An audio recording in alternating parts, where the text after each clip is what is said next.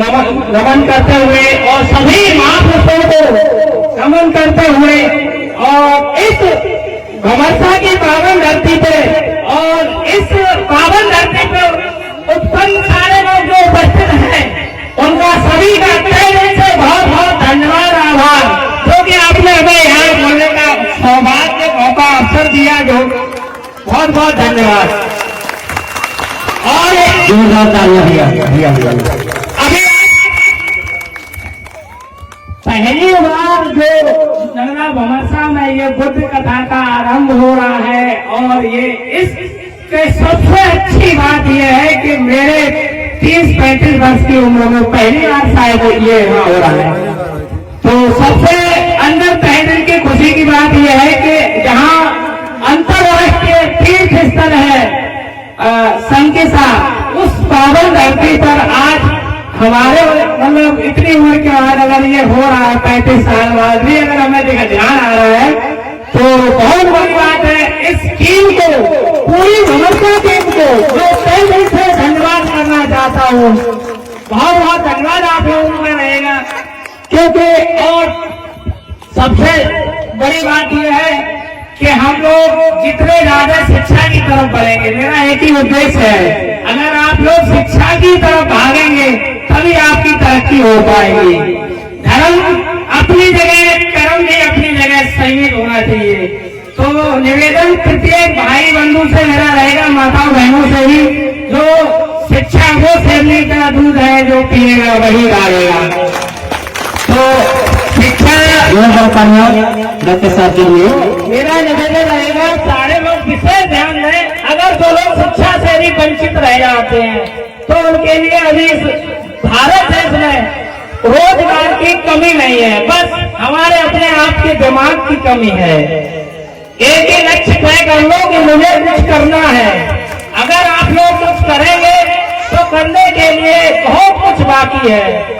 लघु उद्योग, सूक्ष्म लघु उद्योग, काफी उद्योग ऐसे हैं जो आप कर सकते हैं, जिससे भारत सरकार काफी अच्छे तृतीय गांव में सुविधाएं उपलब्ध कराती है। हम लोग उससे भी वंचित है।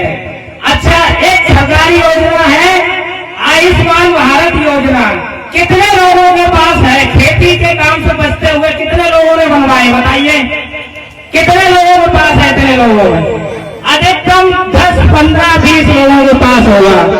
और इतने सारी स्थितियां, जितनी हमारी स्थिति जो आर्थिक स्थिति बोलते हैं, उसके अपेक्षा आप लोगों पर 50% होना चाहिए। लेकिन कोई भी सरकारी अगर सुविधा आती है तो उसमें भी बढ़ चढ़ के हिस्सा लेना सीख जाओ, अच्छा रहेगा। क्योंकि सरकार सुविधाएं देती है, गिनती भी होती है, लेकिन हमारे पास, हम लोगों के पास सुविधाएं आ नहीं पाती हैं।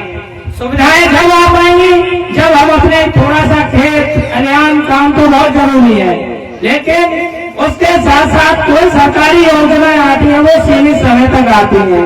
जब आप लोग सारे लोग वहां जाएंगे, लाइन तो लगना ही पड़ता है, लेकिन उस समय वो वक्त चुरा लो, थोड़ा समय चुराओ और सरकारी योजनाओं का भी फायदा उठाओ। और जो मेरा बिजनेस की तरफ फोकस रहता है, शिक्षा में जरूरी नहीं हर कोई गवर्नमेंट जॉब कर ले। अब गवर्नमेंट नहीं मिल रही है तो घर से मोबाइल चलाने से तो कुछ होगा नहीं है। मोबाइल से भी इनकम होती है, लेकिन उतनी इनकम सबके लिए नहीं आ पाती है।